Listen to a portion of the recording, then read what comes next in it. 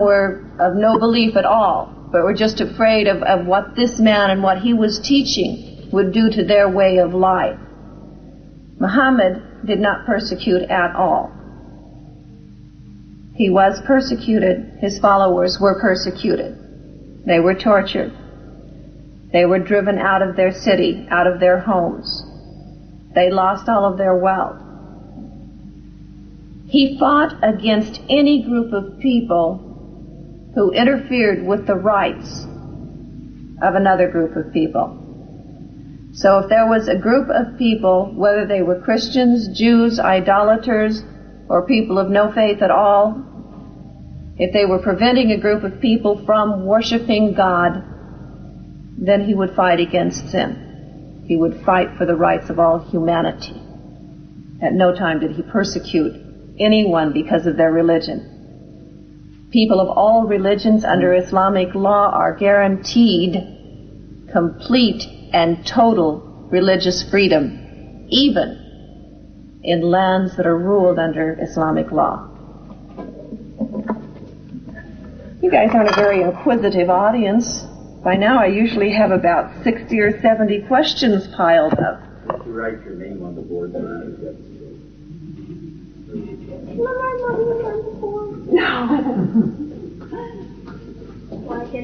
Amina, which means faithful or trustworthy.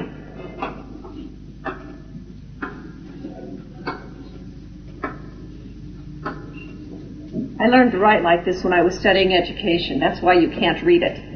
Janan, which comes from Jannah, which is our name for paradise or heaven.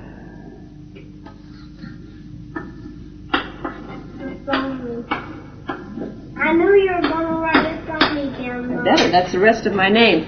Asilmi, which means one who likes peace, or the peaceful. So that's my name.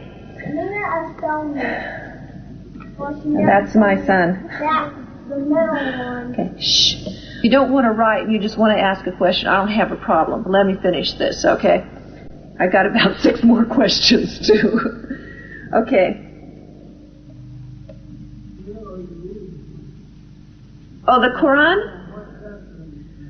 Okay, this particular one is in the 4th surah, and it's in the 3rd ayah.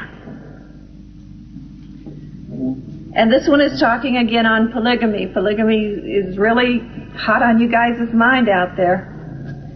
If ye fear that ye will not be able to deal justly with the orphans, marry women of your choice, 2 or 3 or 4. And here's the clincher. But if ye fear that ye shall not be able to deal justly with them, then only one. So again, reminding, only one. Okay? Now again in chapter 4, Surah 4, Ayat 128, so we allow divorce in Islam. It's not just free across the board divorce anytime you want it, however you want it, or anything like that. Divorce rate in Islam is very, very low.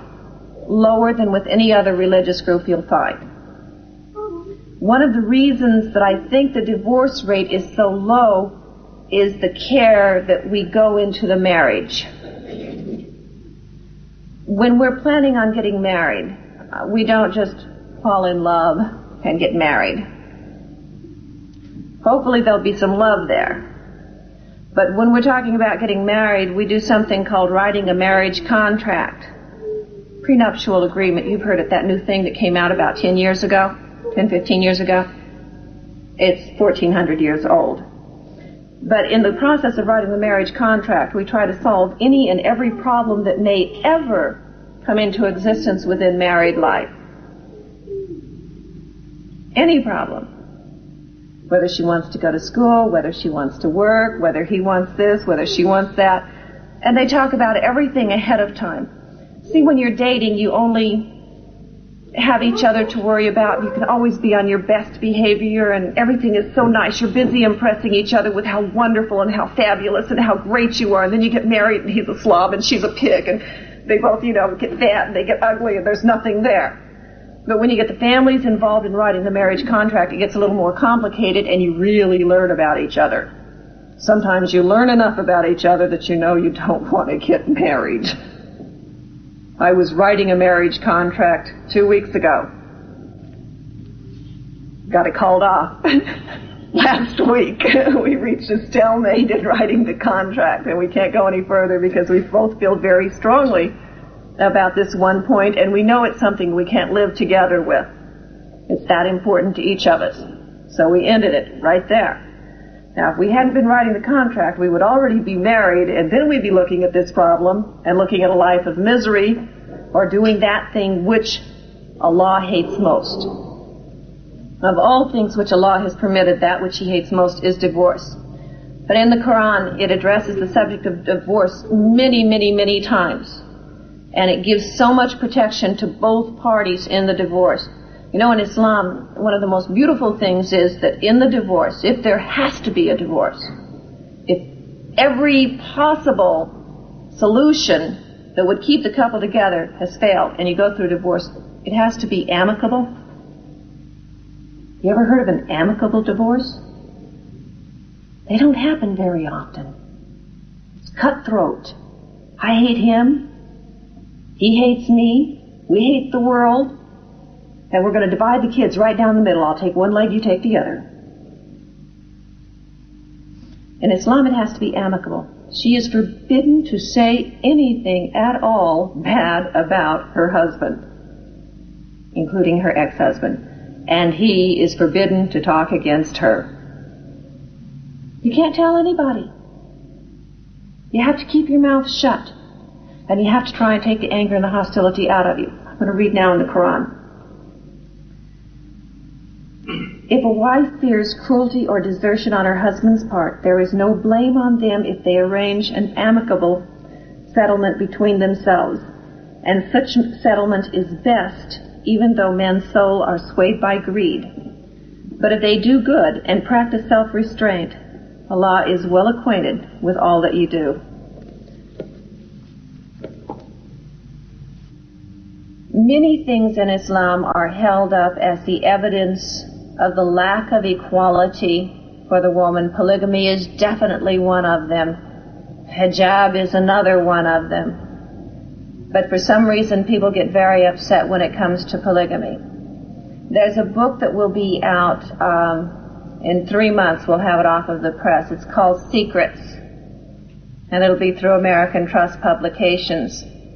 And you might like to look into that one a little bit. I'm the author.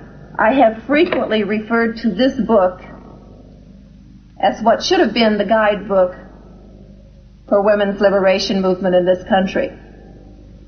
Because in this book, it has listed every right that we have struggled and fought tooth and nail for in this country and in others, plus some that we haven't accomplished yet and others that we haven't dreamed of.